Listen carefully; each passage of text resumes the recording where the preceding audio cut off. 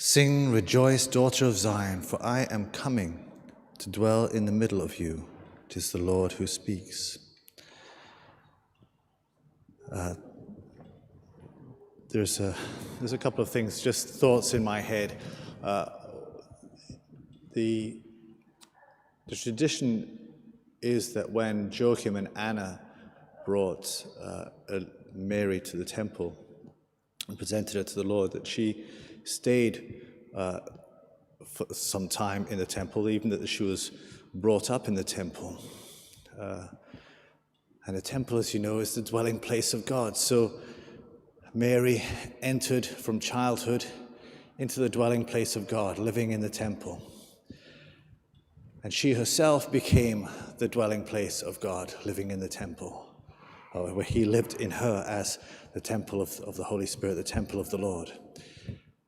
And it seems fitting, in a sense, because we hear Jesus in John's Gospel. He says, whoever does my commands lives in me and I live in him. Jesus over and over again, it speaks about us living in him and him living in us. And so what we see in Mary's life is that, in a sense, physical, symbolic thing where she has gone to dwell in the Lord. She's gone to the heart of it, to his dwelling place, and she grows up in the temple, in his dwelling place.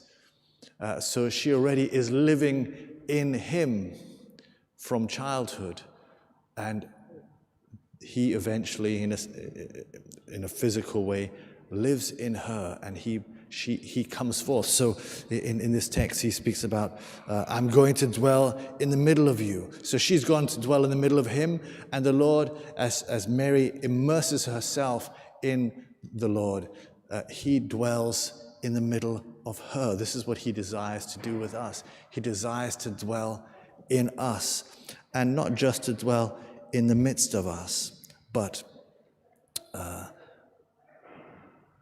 at the end of this text, he speaks about, for he is awakening and is coming from his holy dwelling. So the Lord dwells in the midst of us. This becomes a holy dwelling, as he became a holy dwelling for Mary. But then he doesn't stay in the holy dwelling. He comes out. Mary gives birth to the Lord, who comes out of this holy dwelling into our midst to draw the nations to him, to draw the nations back to the Lord. And it is the same also for us. The Lord comes to dwell in us, but he's not coming to dwell in us and to stay in us. It is so that he might come out of us, so that you and I, as Mary did, might bring him forth for the nations, so that his word might go forth, and all nations shall return to the Lord to come back to his holy temple, so that he might dwell in them and they dwell in him.